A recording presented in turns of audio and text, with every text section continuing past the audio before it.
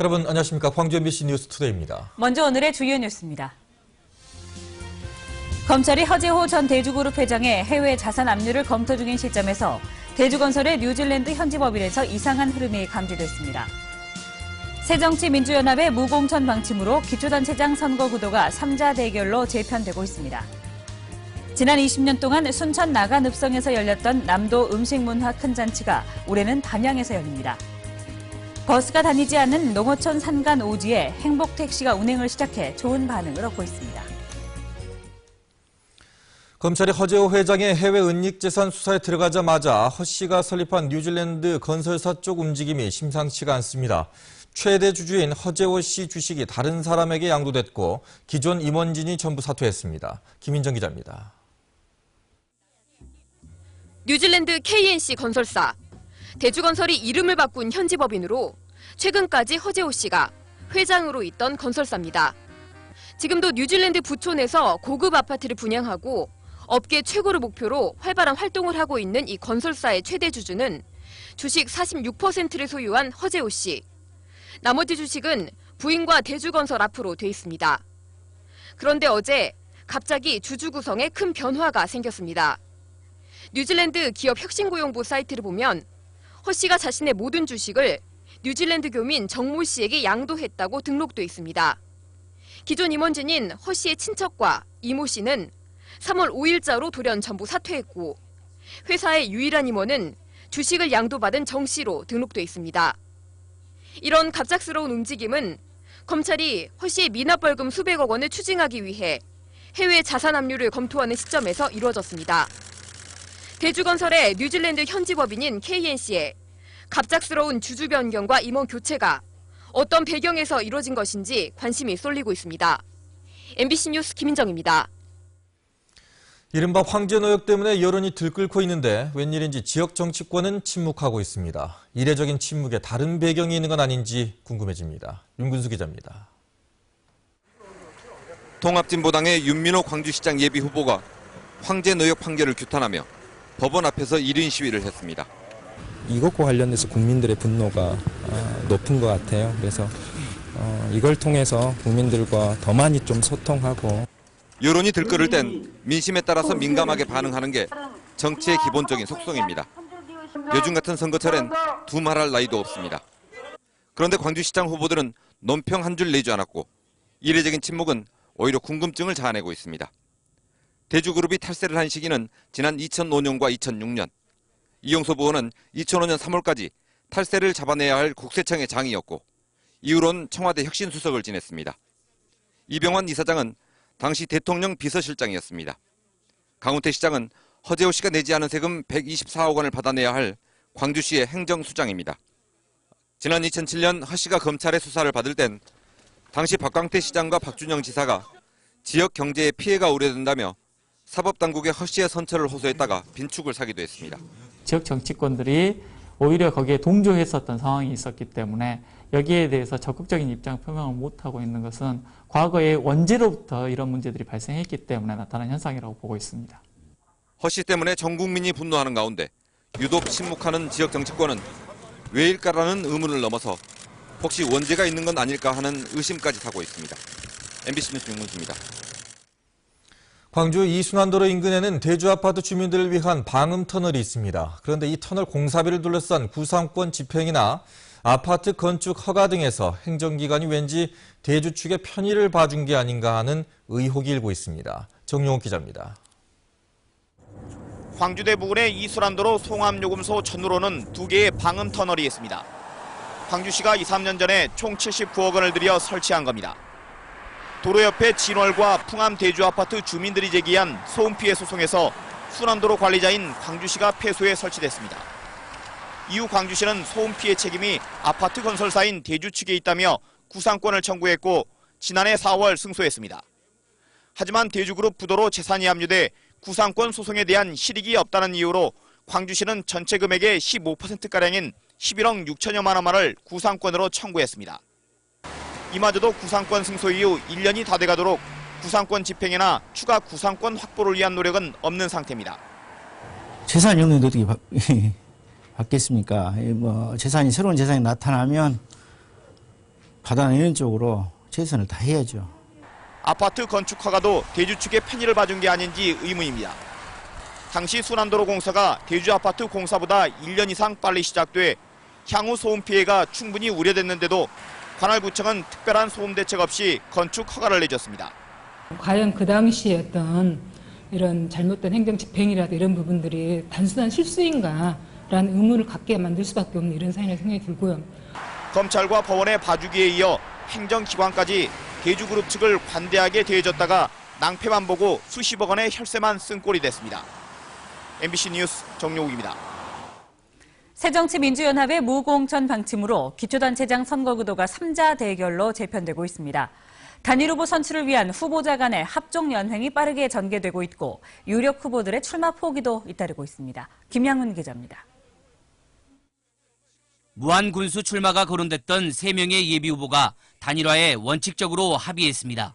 후보자가 많으면 현직 단체장에 맞서는데 불리하다는 판단 아래 1대1 구도를 만들기 위해서입니다. 위해서 누가 더 적임자인지, 또 당선 가능성이 누가 있는지, 이달 중으로 결정이 나지 않겠나 이렇게. 다른 지역에서도 단일 후보 결정을 위한 후보자 간 합종 연행이 빠르게 전개되고 있습니다. 여수와 한평, 해남 등에서는 이미 예비 후보들이 단일화를 했거나 단일화 움직임이 감지되고 있습니다. 여럿이 나와서 선거를 하게 되면 당연히 현직이 유리하는 상황은 전체가 다 그렇지 않습니다. 새정치민주연합의 무공천 방침으로 후보자 난립이 우려됐지만 예상과 달리 등록을 마친 예비 후보자가 아직 많지 않은 것은 단일화 논의 때문입니다. 하지만 일각에서는 단일화가 유권자의 선택권을 제한하는 야합이라는 비난도 나오고 있습니다.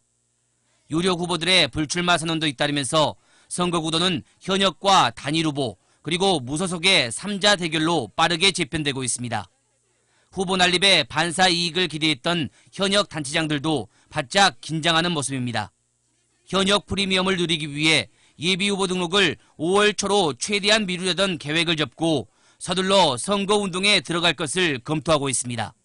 MBC 뉴스 김양훈입니다. 서남수 교육부 장관이 오늘 광주를 방문해 중학교 자유학기제와 돌봄교실을 점검할 예정입니다. 서남수 장관은 오늘 광주 우남중학교와 우남초등학교를 방문해 자유학기제와 돌봄교실 운영 상황을 점검하고 교사들과 학부모들의 의견을 들을 예정입니다. 이어 특성화고등학교인 광주공고를 방문하고 조선대학교에서 열리는 사립대학교 총장협의회에 참석할 예정입니다. 농민회가 양파 가격 폭락 사태와 관련해 긴급 수입 제한 조치를 정부에 촉구했습니다. 무안군과 함평군 농민회는 어제 무안군청 마당에서 가진 기자회견에서 정부의 늑장 대응으로 양파 가격이 계속 폭락하고 있다고 주장하고 긴급 수입 제한 조치와 양파 최저 생산비 상향 조정 등 실효 있는 양파 가격 안정 대책을 세우라고 요구했습니다. 나주의 한 오리 농가에서 발생한 AI가 또 고병환성으로 확진돼 반경 3km 이내에 있는 농가를 대상으로 살처분이 진행됐습니다. 나주시에 따르면 지난 25일 AI 의심 신고가 접수된 공산면 이모 씨 농가에 대해 병성 감정을 실시한 결과 고병환성 AI로 최종 확진 판명됐습니다. 이에 따라 나주시는 농림축산검역본부의 살처분 명령에 따라 공산면 오리농가 4곳과 왕곡면 오리농가 2곳에 살처분과 종란 폐기 작업을 진행했습니다. 내년에 개관할 국립아시아문화전당이 올 여름이면 공사가 마무리될 것으로 보입니다. 전당을 채울 콘텐츠와 프로그램도 구체화되고 있고 일부 공연은 이미 실행 단계에 들어갔습니다. 박수인 기자입니다. 1,500명이 한꺼번에 들어갈 수 있는 아시아 예술극장은 공연에 따라서 무대와 객석 공간을 16가지로 바꿀 수 있는 가변형 공연장입니다. 천정까지 높이가 19m에 이르는 문화창조원 복합전시관은 전당 안에서 가장 큰 전시 공간입니다. 공사 과정에서 발굴된 광주 읍성 흔적들은 그 자리에 옛 모습대로 복원됩니다. 문화전당 전체 공정률은 84.2%. 건물 공사와 조경 등 주요 공사가 거의 마무리됐습니다. 인테리어와 도장 공사만 끝나면 올 여름부터는 시운전에 들어갈 전망입니다. 7월부터는 이제 전부 건축 설비 관련 이러한 것들을 종합적으로 시운전을 해가지고 한 채 오차도 없이 공사를 마무리하는 걸로. 문화 전당을 채울 콘텐츠와 프로그램도 구체화되고 있습니다. 그동안 지역 문화계에서 지적한 문제들도 상당 부분 보완돼 전시보다는 창작 중심의 프로그램 개발이 진행되고 있습니다. 공연은 한정된 예산 안에서 횟수를 줄이는 대신 실행력을 높였습니다. 아시아 작가들의 협업으로 창작된 몇몇 작품들은 벌써 유럽 공연 무대에 초청을 받았습니다. 근데 저희가 이미 만든 작품들이 이미 돌아가고 있고요. 이미 그 5개 이후에 이미 4개 다른 곳에서 이미 초청을 받은 상태입니다. 다만 동시대 예술 창조와 문화 교류라는 전당 본래의 존재 이유와 대중의 향유 가능성 사이에서 접점을 찾는 일은 여전히 어려운 문제입니다.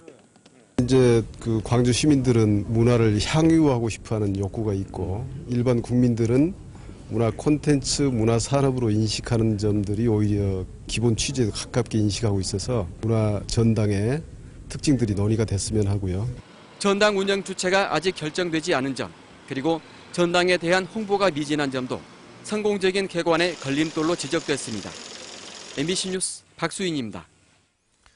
광주 전남 지역민들의 소비 심리가 석 달 만에 하락했습니다. 한국은행 광주 전남 본부의 소비자 동향 조사에 따르면 이달 소비자 심리지수가 102로 전달보다 1포인트 떨어졌습니다. 이 지역 소비자 심리지수는 지난해 12월 99에서 올해 1월과 2월 103을 기록했습니다. 가계 수입 전망지수와 생활 형편 전망지수도 지난달보다 1포인트에서 3포인트 하락했습니다. 농기계 임대 수요가 크게 늘면서 농기계 임대 건수가 4배 가까이 늘어난 것으로 나타났습니다. 전남도에 따르면 일선시군의 농기계 임대 사업소를 통한 농기계 임대 건수가 지난 2010년 12,000건에서 지난해에는 4만 4천여 건으로 늘었습니다. 농기계 임대 사업은 농촌 인력의 고령화와 농번기 일손 부족 해결을 위해 2004년부터 실시 중이며 전남에서는 40곳에서 운영되고 있습니다. 광주시 상수도 사업본부가 정수장 4곳과 급수 과정별 시설 25곳, 일반 수도꼭지 130곳에 대해서 수질 검사를 한 결과 모두 먹는 물 수질 기준에 적합했습니다. 검사 결과 용현과 지원, 덕남과 각화 4개 정수장은 먹는 물 수질 기준 검사 항목 59개 가운데 중금속과 유해물질, 휘발성 유기물질 등이 전혀 검출되지 않았고 나머지 항목도 수질 기준보다 낮게 검출됐습니다. 농어촌에는 아직도 버스가 다니지 않는 곳이 많아서 어르신들이 태반인 주민들의 큰 불편을 겪었습니다. 이런 마을에 전화만 하면 달려오는 택시가 생겼습니다. 문현철 기자입니다. 비좁은 도로 사정 때문에 버스가 다닐 수 없는 무안군 몽탄면 덕암마을. 버스를 타려면 3km가량 떨어진 무안역까지 걸어 나가야 합니다. 이곳에 반가운 손님이 찾았습니다. 전화를 하면 마을까지 바로 달려오는 행복택시. 특히 몸이 불편한 노인들의 바깥 나들이가 부담 없고 편해졌습니다. 국내 버스가 통행을 안 하니까 상당히 불편한 점이 많았어요. 그런데 지금은 행복택시가 이렇게 군에서 갖춰주니까 참 편리하고 좋다고 지금 반응이 좋습니다. 무안군이 이달부터 버스가 다니지 않는 마을을 골라 전남에서 최초로 행복택시를 도입했습니다. 군에서 택시비 일부를 지원해 주민들은 버스 요금만으로 택시를 이용할 수 있습니다.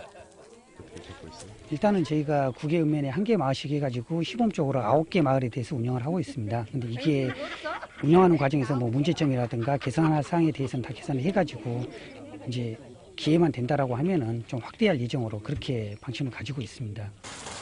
앞으로는 버스가 한두 차례밖에 운행하지 않는 마을에도 버스 노선을 폐지하고 행복택시를 투입하기로 했습니다. 국토교통부도 이 같은 부름택시 제도를 내년부터 전국 상가 노지나 작은 마을에서 시범 실시할 예정입니다. MBC 뉴스 문현철입니다. 지난 13일 광주에서 발달 장애아를 둔 부모가 자녀와 함께 스스로 목숨을 끊은 사건과 관련해 광주 장애인 부모연대는 광주시청에서 기자회견을 갖고 광주시에 분명한 대책을 세울 것을 촉구했습니다. 장애인 부모연대는 광주시가 말로만 지원하겠다고 할 뿐 어떤 행동도 하지 않고 있다며 발달장애인 위기가정 발굴을 위한 실태조사와 지역 장애아동 발달장애인 지원센터를 설치할 것 등을 요구했습니다. 선거관리위원회가 광주 동구청장의 선거법 위반 의혹에 대해서 검찰에 수사를 의뢰했습니다.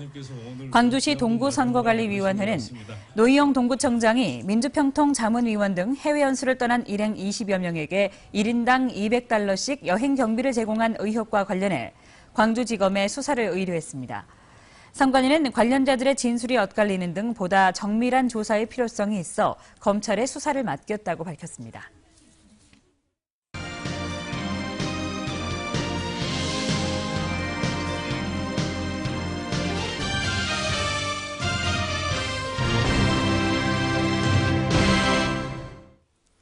드디어 2014 프로야구 개막이 이틀 앞으로 다가왔습니다. 선동열 감독은 모든 준비를 마쳤다면서 가을 야구를 향한 의지를 드러냈습니다. 정지성 스포츠캐스터입니다. 지난해 부진으로 팬들에게 실망을 안겼던 기아 타이거즈가 올 시즌에는 달라진 모습을 보여주겠다며 필승을 다졌습니다. 3년째 호랑이 군단을 지휘하게 된 선동열 감독은 말보다 실력으로 팬들의 기대에 보답하겠다고 말했습니다.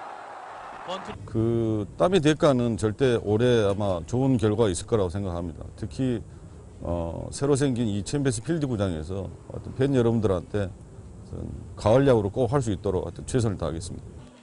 특히 챔피언스 필드 개장 5년을 맞아 4강에 진입하겠다는 의지를 분명히 했습니다. 선 감독은 철저히 실력 위주로 구성된 주전 선수들과 기동력 있는 야구가 좋은 성적으로 이어질 거라고 장담했습니다. 타이거즈 선수들도 올해는 각오가 더 다부집니다. 지난해 부진을 털고 새 야구장에서 가을 야구를 치르자는 의지가 넘쳐납니다. 서로를 믿으며 앞으로 기량을 더욱 올려나갈 것이라고 각오를 밝혔습니다. 선수들이 잘 준비했고 또 선수들도 그런 각오로 다 준비하고 있으니까 아마 꼭 뒤집을 수 있는 그런 시즌이 될 수 있도록 하겠습니다. 그러나 출발에는 어려움이 예상됩니다. 주축 선발 투수인 김진우 선수의 회복이 생각보다 늦어지며 한 달간은 출장할 수 없을 것으로 보입니다. 기아는 이번 주말 지난해 우승팀 삼성을 상대로 원정 개막전을 펼칩니다.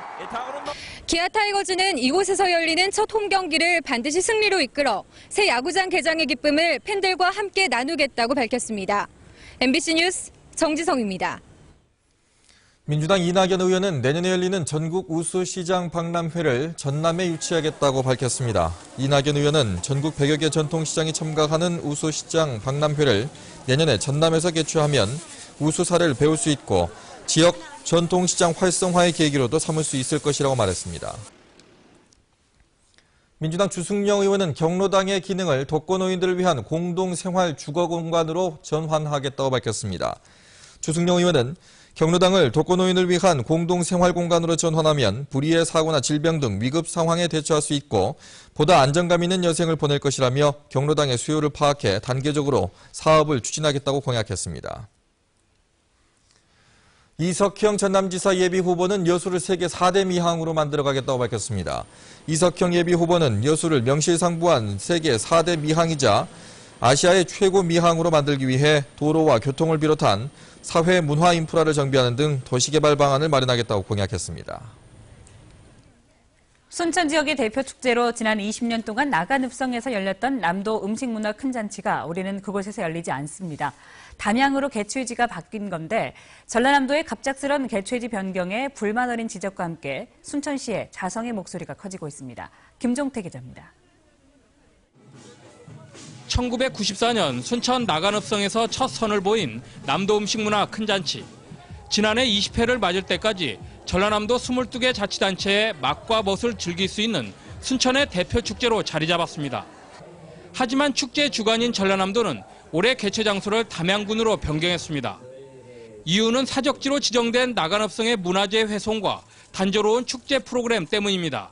나간읍성이라는 보호제 문화재 지역이다 보니까 우리가 하고자 하는 어떤 프로그램이나 이런 것들이 마음대로 할 수가 없는 그런 장소의 문제점이 좀 제시가 됐죠. 그러나 전라남도의 개최지 변경에 불만의 목소리가 높아지고 있습니다.